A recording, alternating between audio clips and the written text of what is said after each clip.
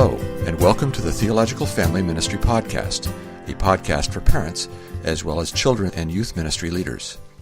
We are dedicated to showing how theological study and biblical application relate to the discipleship of children and youth. As always, we're hosted by Pastor Ben Palaz, the pastor of family and children's discipleship at Curtis Baptist Church in Augusta, Georgia, and Tony Trusoni, the family and student pastor at Faith Family Church in Finksburg, Maryland. Well, Tony, we are back at it. How are you? I've been doing well in the 6 minutes since we just got done recording the last episode. Good. The brief break I took there, you have nothing bad happened, so I'm glad to hear that. No. Just went upstairs, gave a hug and kiss to the wife, and pretty much that's it. Ben, how are you dealing with your loss in the fantasy football championship?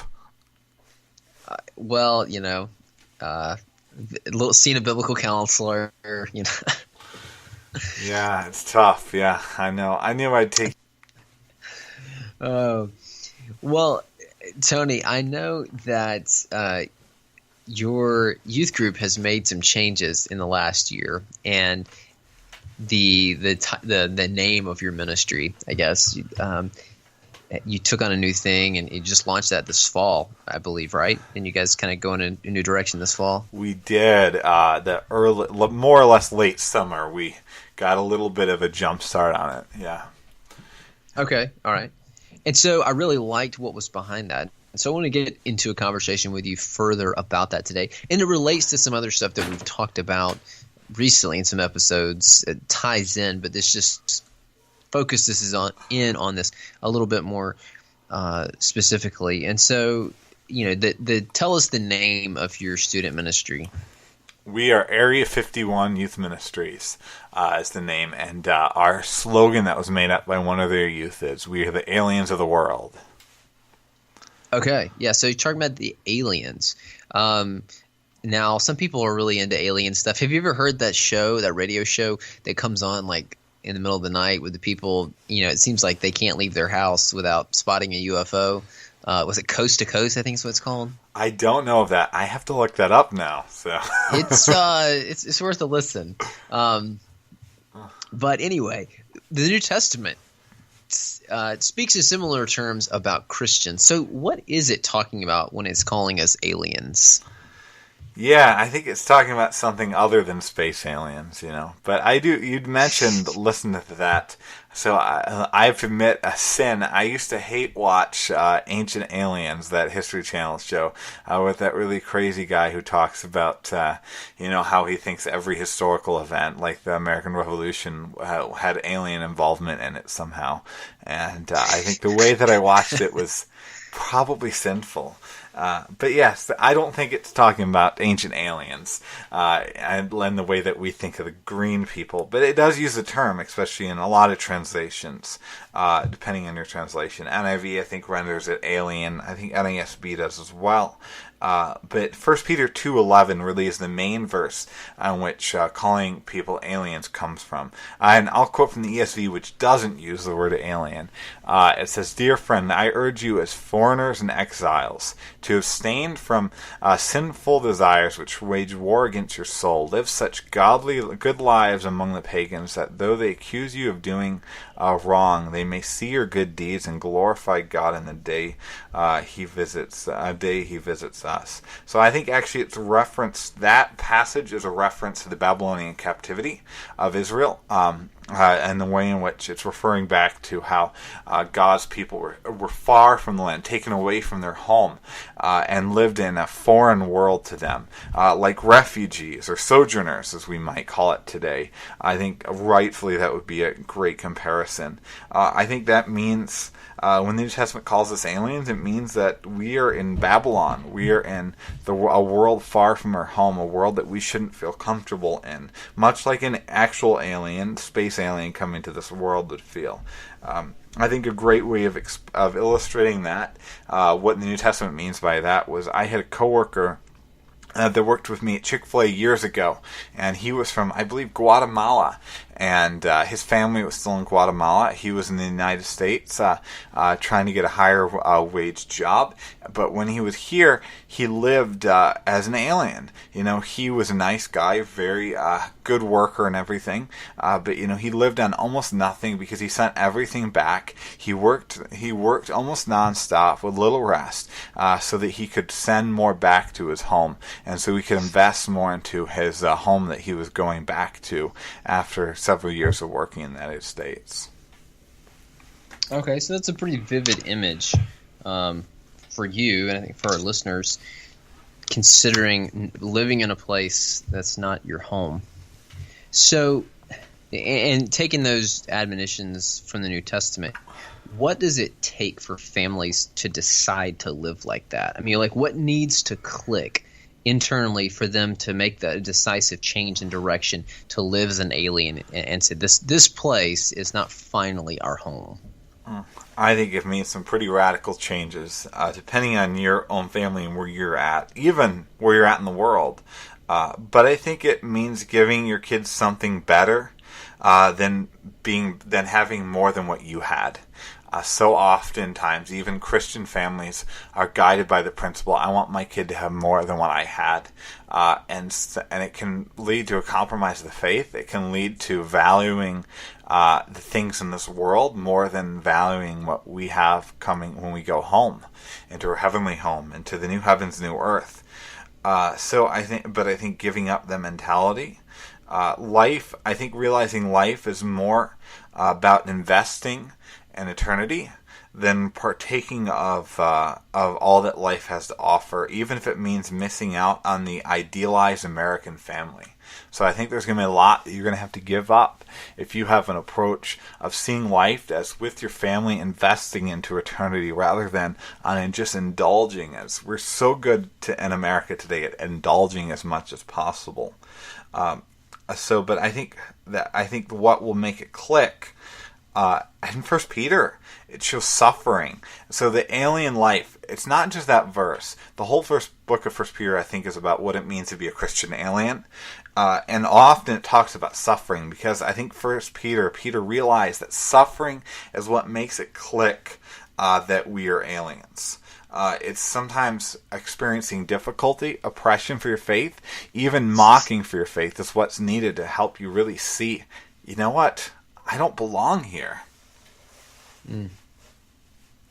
That's not something that you hear a lot about, the Christian radio station. I mean, I say this, I don't really listen to much radio anyway, but often what you hear, like the verse of the day, is usually just some sort of encouragement, uplifting, positive thing. And I mean, Scripture's full of that, but it also, 1 Peter and other places, Paul, after he's been stoned in a place, left for dead, then he goes around evangelizing, planting more churches, comes back to, I think it's Lystra in Acts 13, and he encourages the believers there by saying, it's by many trials we must enter the kingdom of God. And so I think you're spot on. Thank you. Appreciate that. So what cultural ideas and idols might distract us or lure us into living like this place is our final home? Yeah. Just kind of where we're at. I'm curious in your thoughts on that before, I talk anything. Well, I think one of the things is that our physical, material well-being is the highest goal, or the thing that we should pursue. And, we don't want to be like Neoplatonists or something and pretend that our bodies don't matter. Creation is good, and God gave us bodies. God himself took on a body, a real human body. And so, and right now Jesus is sitting on his throne with a human body. So that does matter. And we're going to live in a physical existence in the new heavens and new earth. But our physical health and well-being and our financial prosperity and those kinds of things, that's not what matters ultimately, what matters most. It's not unimportant, but it's not what matters most. And so I think that can be a big obstacle for parents, and the way that we spend our time and the way we plan and make goals, and then the kinds of things that we pass on to our kids, and what we teach them to plan for and go after, and the directions that we kind of are shaping them. I think, we can be tempted to backpedal on things where Scripture speaks to be accepted. Well, maybe Jesus didn't mean this. Well, Jesus didn't talk about that. And so like those kind of prominent things, we musicians. want to. What's that? Like prominent Christian musicians. Yeah, I mean, some are good at singing, not so good at reading the Bible. So I mean, there's the financial stuff comes to mind very much so, but there are other things though where we want to be accepted. Like I don't know, and you're much more. I mean, you deal with the fear of man. I think I deal with it in different ways. Like I'm much more like, I'm kind of navigate a middle way here, and you're just much more like you just put it out there, or at least your natural wiring, and my natural wiring is like that. Would you agree? I think my natural wiring is more being a jerk than yours is. Well, I mean, at times, but I honestly though, the Lord, I've seen over a decade or so, I've seen the Lord shape you, or a decade plus now, and so learning when to hold back and things like that in a good way. So be encouraged, brother. But yeah, so I mean, those are just some of my vantage point on it. What do you think? Yeah, so one thing when you wrote this question actually made me think of Israel in the wilderness. The Israelites, God was so upset with them because they kept whining in the wilderness and saying, just send us back to Egypt. Look at all the good stuff we had in Egypt. Look at all this comfort, which is crazy because they weren't, they were slaves. We want cucumbers and garlic. Exactly. We want this comfort. We want this ease. We want things to be delicious. And they have that mentality because they're kind of short-sighted and they're just focused on their comfort now rather than what was to come. And what was to come was way better than slavery with cucumbers and garlic. That does sound pretty good for my Italian nature, though. And I think the same thing happens to us. I think that we act, even if we won't admit it, like this comfortable world is better and what we desire more than eternity, even when it means giving up something in this life, when it means living like an alien in this life. We'd rather have that comfort, that cucumbers and garlic, rather than the promised land, rather than the land of milk and honey. Because, the land of milk and honey is far off. It seems like we act like it's far off, at least. But I think the other ideas and idols around us are culture Christianity. I think is really damaging for us, and we've talked some about that. And some people really like culture Christianity, really think it's wonderful. I was even reading a review of an old biography of George Washington that tried to make him into this great Christian saint because he was one of the founding fathers, and therefore he must have been the strongest Christian in history, despite the fact that he just wasn't.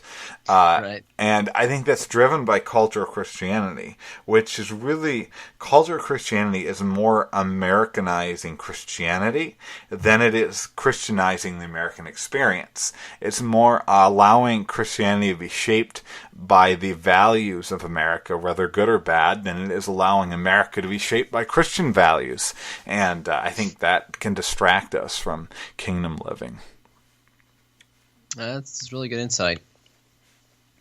So, are there some key areas, which I think some of the things you just said, but are anything else, key areas in our Western culture, or just in a culture in general, because it may look different?